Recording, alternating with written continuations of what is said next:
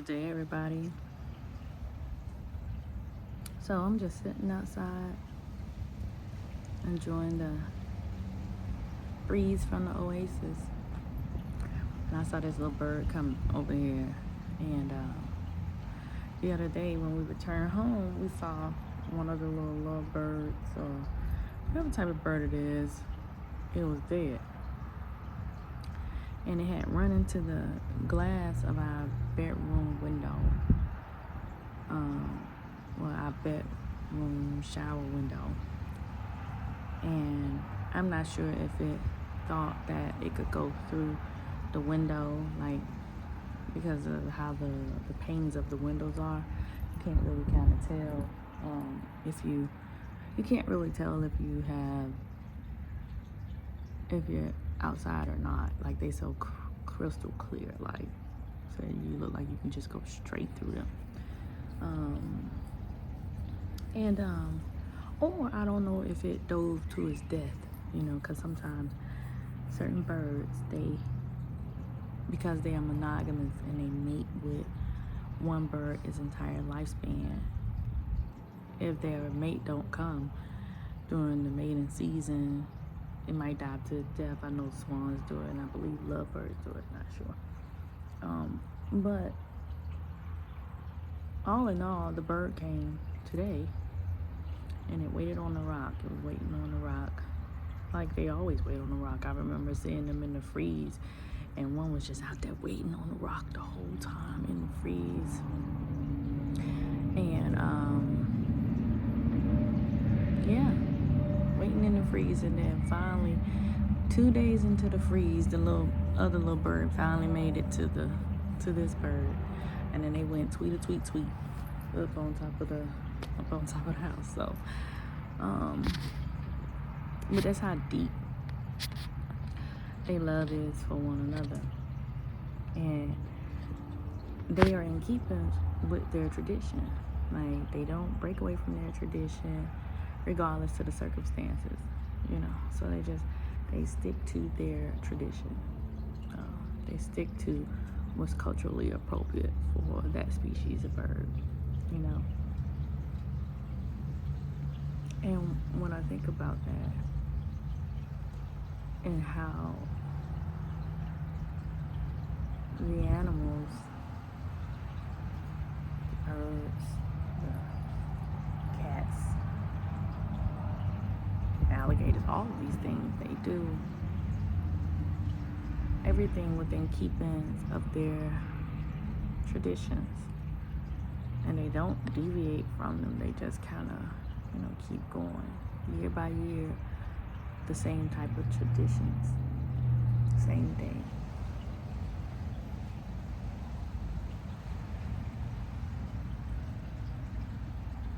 And then for the human species, every so often things change, and so does our traditions, because the world evolves. And as the world evolves, the humans, we evolve with the world. We evolve with the world and the word, whatever that word is. So we evolve with that. We're constantly adapting and changing and growing. And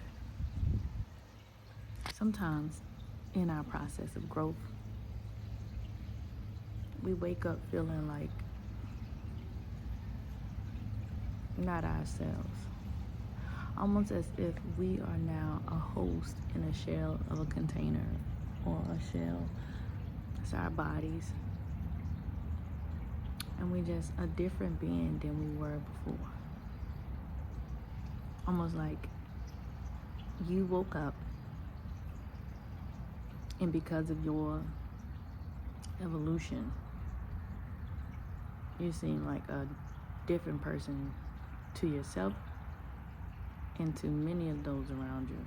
I won't say everyone, because that's an absolute, but to many of those around you, you feel like a different person.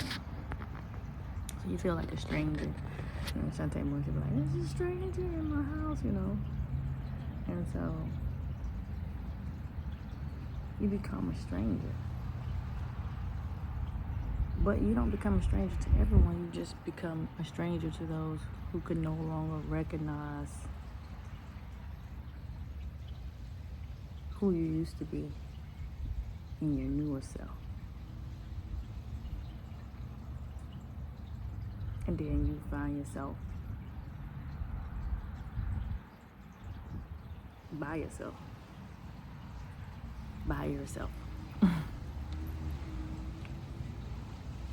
But it's not like you're sad that you're by yourself. You're okay with being by yourself. It's almost the preferred. It's almost the preferred.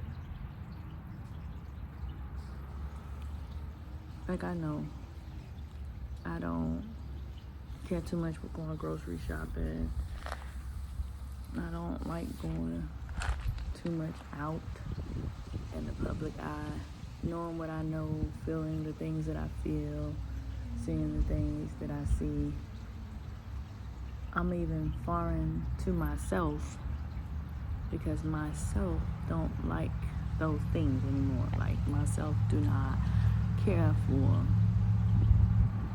all of those things that I used to care for out there. I would rather be here in the containers of my own shell, absorbing nature and its beauty.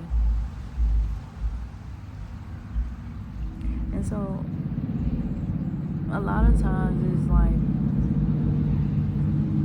even difficult to kind of come out of that, It's difficult to give people access to you that they once had before. Because you now know that, like, a lot of the things that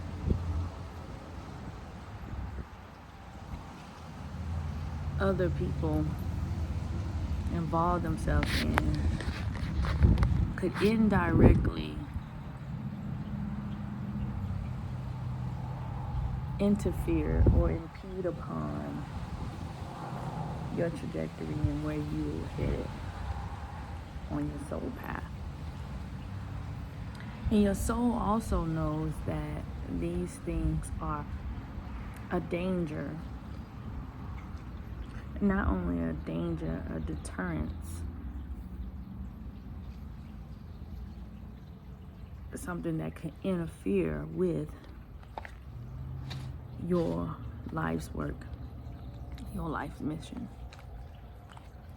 And so therefore, you have to extract yourself from the equation, because that formula no longer fits you. You no longer fit in that formula. Like, x equals y squared does not result in whoever you are. It's not the sum of your parts, right? Because you have your own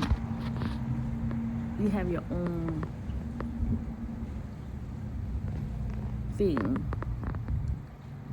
that your soul has called you to fulfill.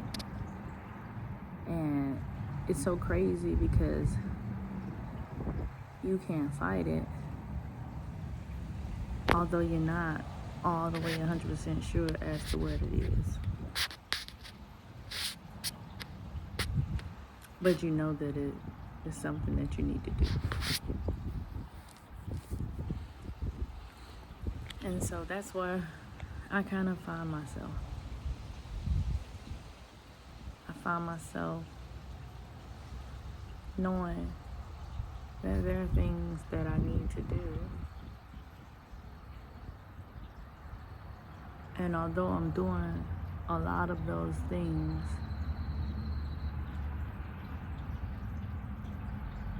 I'm not quite sure as to what else to do other than this.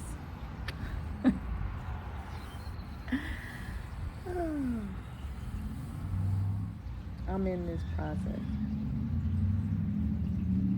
I'm in the process. I'm processing.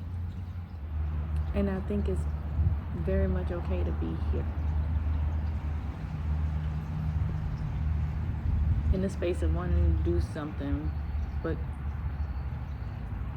not doing too much of anything, while at the same time operating in your soul purpose.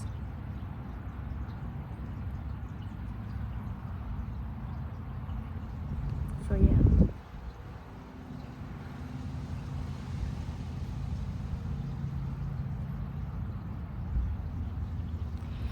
And it's almost like I can be here all day. Like, if I didn't have clients at the treatment facility during the week, like, I could probably be here, like, just right here all day. Where I'm at, right here all day.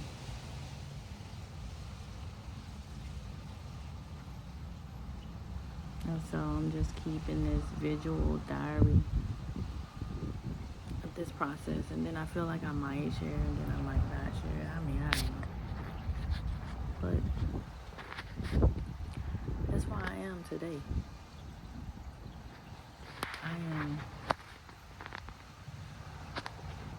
here in nothingness today. And I'm okay with it.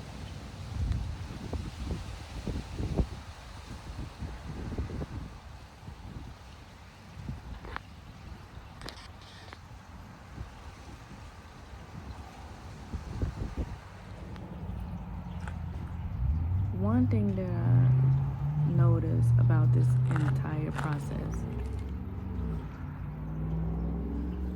the process of alchemy,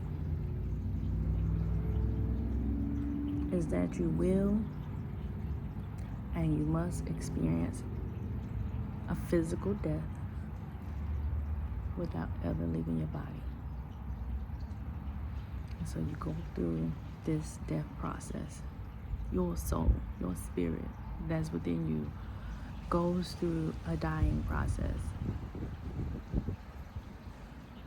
And sometimes you're in this stage for a very long time. For some, it might be quick, expeditious, because the soul is completely ready for the change. But when you are so invested in this world around you and the things that you feel you have control of, your death will take a little bit longer.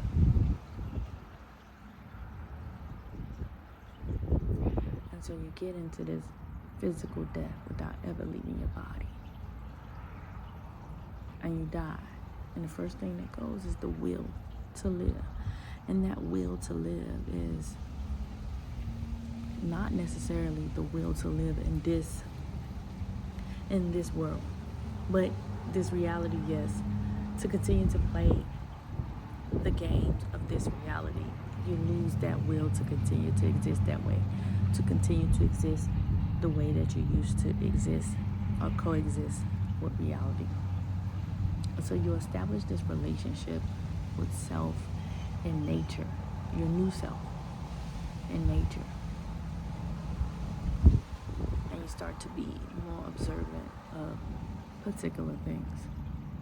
But you give up that will to live. And then you end up, the old you dies. And once the old you die, you come and you wake up to a new reality. Again, waking up a stranger. You are a stranger to the self. Because the old you no longer resides in this space. And the new you is now here. And although it's a new you, every now and again, the old you will attempt to resurface, but then the new you is like, we ain't on that type of time no more. I told you about that. We're not doing that, right? And then a rebirth occurs. And in that rebirth, you have to learn how to walk. You have to learn how to talk. Your vision is fuzzy in the beginning. And over time, it becomes clearer and clearer and clearer.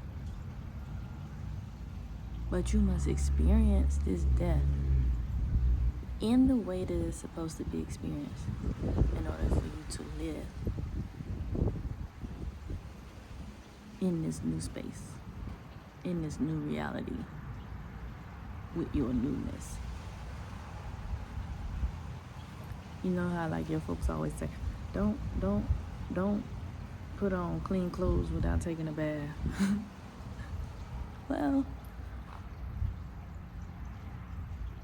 it's the same concept, just different words being used. There has to be a lot of reconstruction, deconstruction, demolition. Lots of things have to be broken down within in order for you to become who you are supposed to become, in order to fulfill your soul purpose.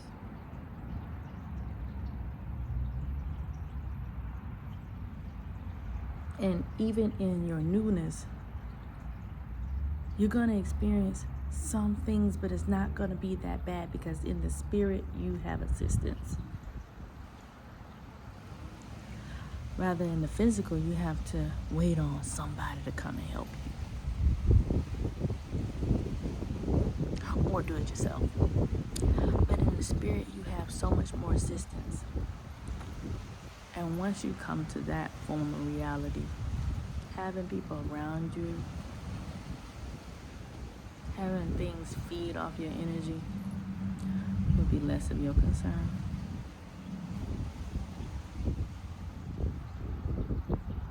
And so what you're feeling like, not doing nothing, not being around people, not doing this, feeling like you lost a lot of friends, feeling like you don't have no help, thinking that you kind of losing yourself. You're not. You have actually found yourself. You have actually died and came back to life in new form. Okay?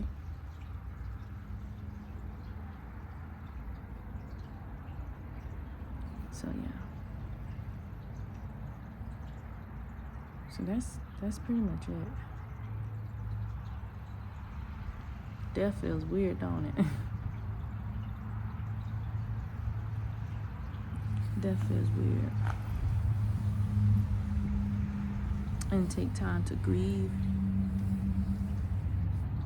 your loss, the loss of yourself. Don't worry about nothing else. Take time to grieve the loss of yourself, because you will never be that version of yourself again. That's pretty much it. I hope you guys like the message or got the message. I'll holler at you.